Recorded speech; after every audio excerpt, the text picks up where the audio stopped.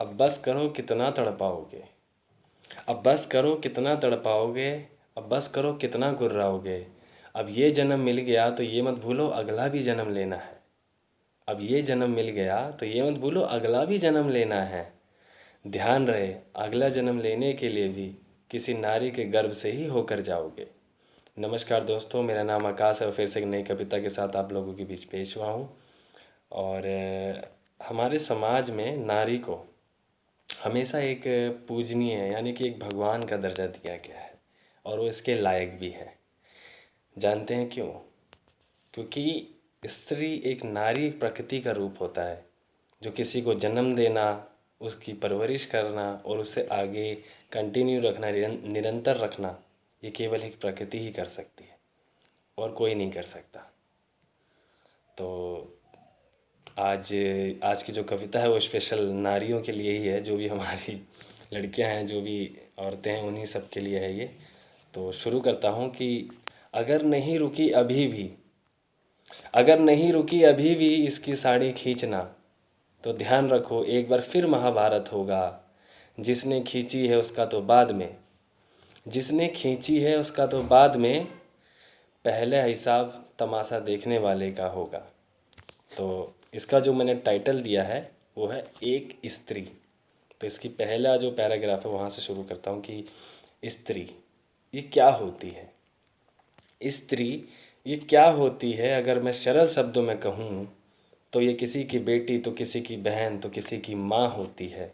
और अगर सही शब्दों में कहूँ, और अगर सही शब्दों में कहूँ तो ये कभी सरस्वती, तो कभी दुर्गा, तो कभी महाकाल की महाकाली होती है।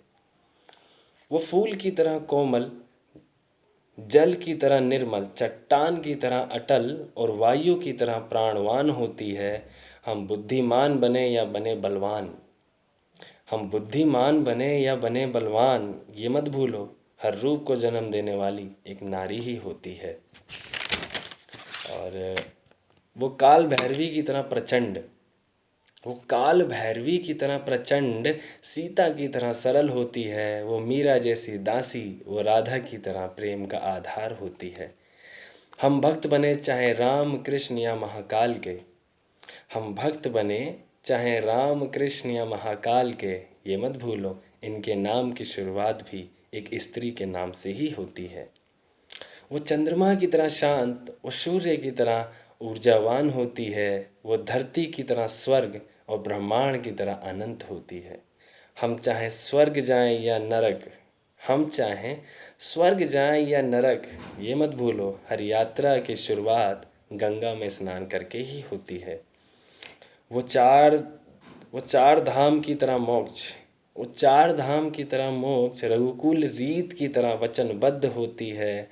वो द्रौपदी की तरह पवित्र, वो द्रौपदी की तरह पवित्र और सीता की तरह धैर्यवान होती है। हम जो राम और कृष्ण की भक्ति कर मोक्ष पाते हैं, हम जो राम कृष्ण की भक्ति कर मोक्ष पाते हैं, ये मत भूलो इन्हें जन्म देने वाली देवकी और कौशल्या एक स्त्री ही होती है। तो इसका आखिरी का पैराग्राफ है कि क्या तुम कुछ नहीं, क्या तुम कुछ भी बोलते रहते हो, क्या तुम कुछ भी बोलते रहते हो, तुमने अभी एक स्त्री के महत्व को कहाँ जाना है। तुम्हें जन्म देने वाली तुम्हारी माँ भी एक स्त्री है। लगता है शायद तुमने इस बात को अभी ठीक से नहीं जाना है। तो इतनी सी थी ये कविता और आशा है आप लोगों को पसंद आई होगी। इसी के साथ जय हिंद, जय भारत।